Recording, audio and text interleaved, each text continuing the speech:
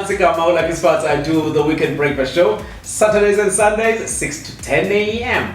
And Mseleku, I do speak out every Saturday between the hour of 10 and 11. Nosne Wabamkize. And namhlanje, like we said on our trailer, that we have our guests, or we married couple. I know you can sip and mixinyana. So it's gonna be cool and nice. I know Good Luck is gonna tell us what are we talking about exactly. Namhlanje. We're talking about interracial relationships. Have our guest to maybe if we can just give you guys an opportunity to introduce yourselves. Okay, Gama, Umbali, Poseidon Holds. My God. I am Michael Poseidon, the husband of Umbali Poseidon. Yeah, so. I love the clarity. The husband of Umbali. Is that what you always say when you introduce yourself? Is that what you always say? Majority of the time, sometimes I play cool, like depending like the age of the person, if it's an elder or like a young person.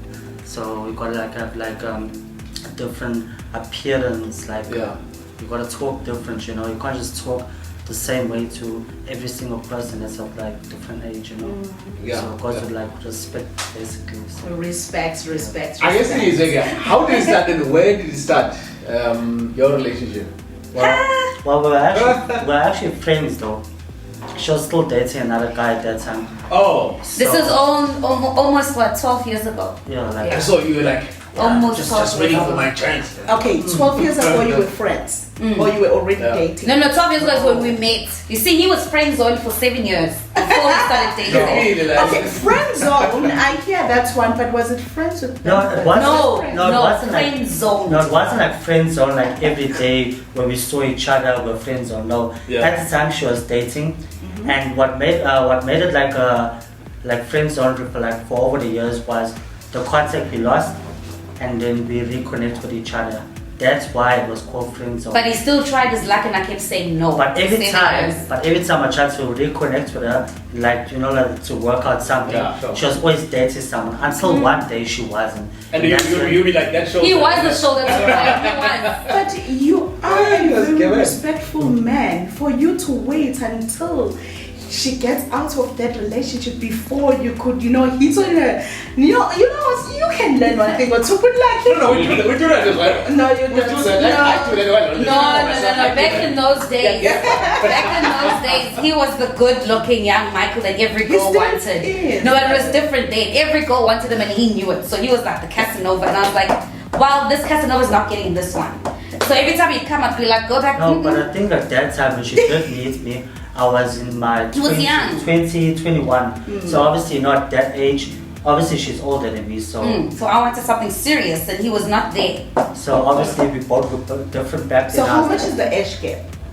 4 years. 4 years. Yes. So you were a bit mature. A more mature, yeah. So then when he came, I was like, boy, you're not ready for serious. My God, and look where the boy is today. No, but good thing I didn't date him back then, because what happened was during that friendship stage he grew, and then he went through his biggest heartbreak with this ex, and then he was like, she broke my heart. And at that time I was going through my biggest heartbreak of 5 years, and I was like, he broke my heart.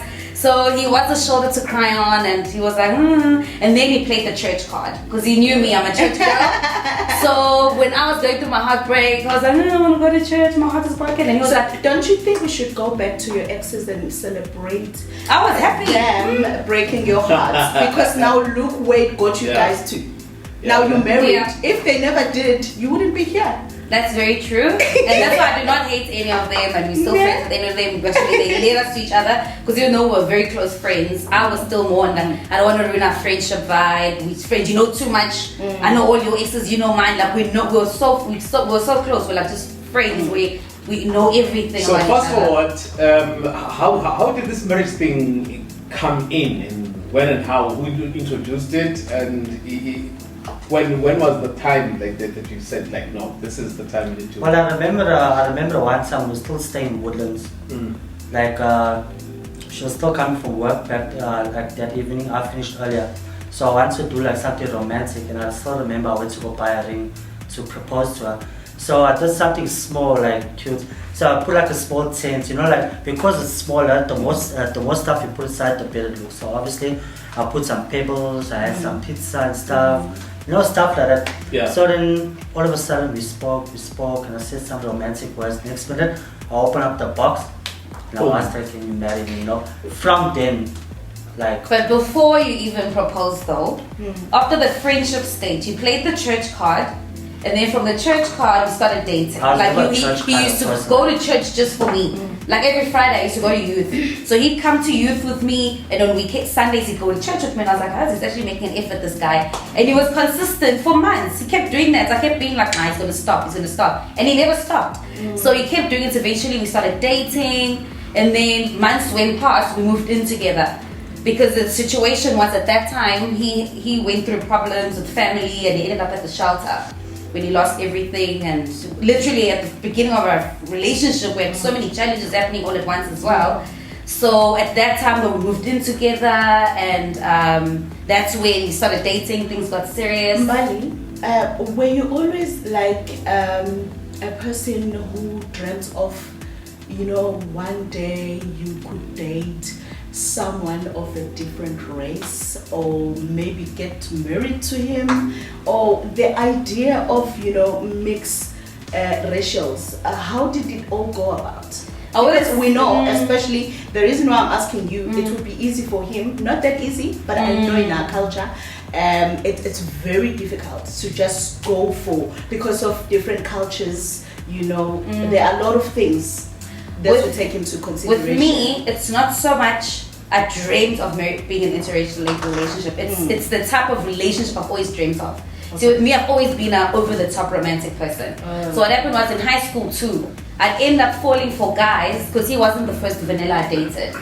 I ended up falling for guys, or guys that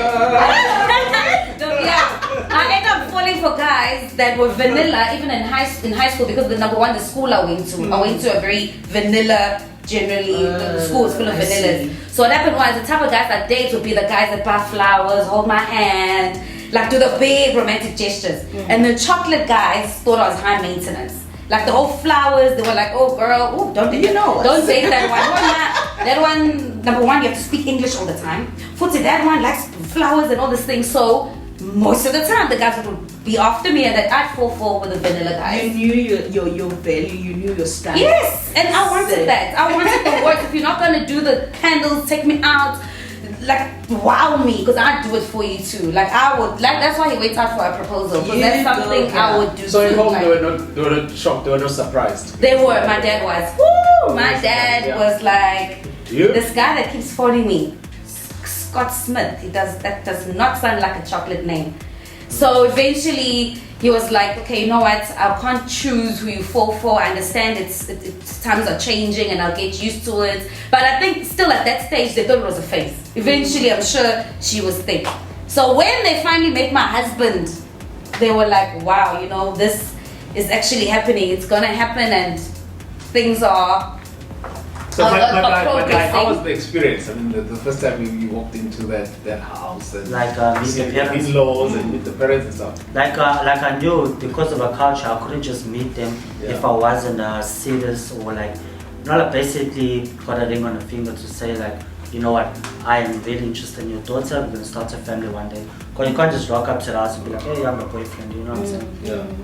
So then, after we got engaged, after I proposed to her, that's when I was like, you know what, it's time to go talk house, you know what I'm saying? Let's go. Because my parents are very traditional. Let's go talk, you know. So now you had to teach him.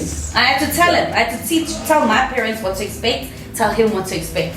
Because I told him when we started dating, if you date me, you know, there's some cows that you're gonna pay. How did your parents take it? No, I don't know. Like my dad, I don't know him. My mother, I haven't seen her like in 6 years. His parents have never been involved in his life. It was only been the aunt and the uncle. Yeah, the aunt and the uncle, but my aunt, obviously she went to separate because obviously she's a woman, she has a child, so obviously and she started dating. Can't blame her for nothing, because in the day, after 18 you are a grown man, so you're supposed to go your separate way anyway, so you can't hold a grudge. So yeah, but anyway she's cool with it because all my life they knew he's always been independent.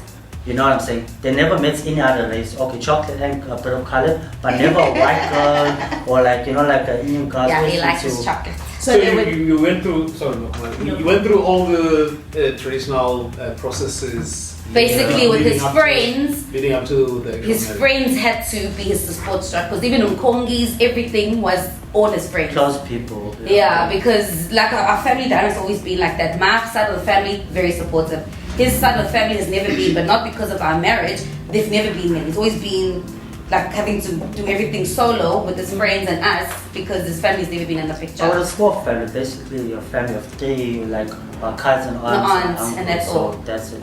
Yeah, so when we started the traditional thing, I knew that, so I had to explain that to my parents. Okay, number one, I know traditionally we have to do all these steps with the traditional wedding.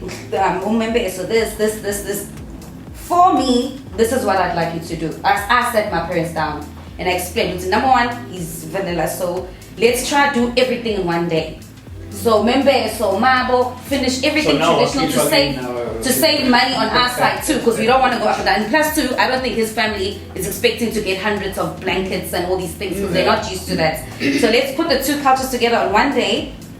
My family gets gifts, his family gets gifts. We do the whole gift exchange on one day and stay there with the traditional wedding. So then the next step from there would be the white wedding.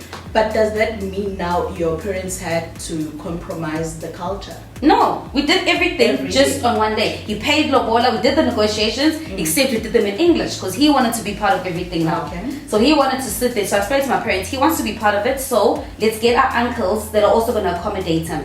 We'll have the negotiations, he will be there, he also wants to listen, see, learn, listen to the negotiating phase of it. And everything was done. Would like I know he's more interested in you know, to know if he was introduced to your family, the ancestral family. Yes, he had to be. And then how because Pelamau introduced her and to Yakishu. So you still have to be introduced in the family that you are married to. Yeah. And then the same way, good luck, am I right? So if ukishiwo kumele ungeniswe. So how did it go with all that inyongo? Did you wear inyongo and all those things? And then how did the society, because we know when we are getting married, it's not just your view, but everyone feel and then I have a right to say something. How did the society, you know, accept it? Well, number one, the whole of Mlazi was there on the day, because they wanted to see this white man who was hollering and doing a traditional wedding. Mlazi, they were there. Everyone was there. It was so packed, and we knew we were going to have a huge traditional wedding compared to the white wedding, because everybody wanted to see the traditional wedding. Right. So the whole, like literally 2 roads were blocked. That we came. It was so packed. But what made it worse was that it was raining. So when him and his people came with the mbuzi and the work, they had to dress up the sheep and everything. He was so overwhelmed. The one is thinking, oh my, why am I even dressing up this sheep? Like, what is happening? Because it was all still new to him too. So he was learning, we were learning, my parents were learning, because even though Sabeka back Konga, other people, our wedding was obviously going to be different. There's certain things that we weren't going to do, and we were. Number one, when it came to Inyongo, we knew we can't take it to his house, because number one, his home now is our house, our place. So me being taken out from Ekaya, normally I know the bride gets taken with the kiss. You must take your kiss to the new place, not to technically Kubo. His home now is our house. So everything is in Puma. I mean, I literally went straight from Ekaya to our home, because everything that's traditional now is Zinzayo. We do it in our house. And he's still even learning that aspect, because. So what do you do now? Like when you're saying you still do. He's still getting used to that, but he knows there's situations where we have to do it now, because linking to me, my parents are very traditional. So there's certain traditional things that if something comes up, I have to explain it to him. Be like, okay, you know what? My uncle has that gift, you're born. So whenever he'll tell us something like, hey, you know, I've picked up 1, 2, and 3. Can you please tell him, you guys need to do 1, 2, and 3. I have to go back to him and I'd be like, Happy, you know the deal, hey. So my uncle has picked up 1, 2, and 3, so we need to do this. So now you even understand. We need to go to the river and do something. It's always overwhelming. but he's accepted it because he knows what it means. I come as a he likes saying it's a baggage. I come with these things. I think it goes back to what we all know, that in every marriage you need to compromise and sacrifice. So I can see a lot of that. I don't know if it's balancing, but I can see that one has to. Our side is complicated. I know. So this is gonna take us, Budlaki, to our next episode where we'll invite Amakehla.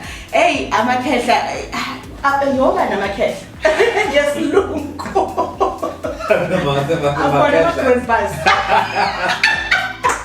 We'll invite Amakehla, who are going to speak to us more with spiritual point of view. I'm sure you're looking forward to hear from them.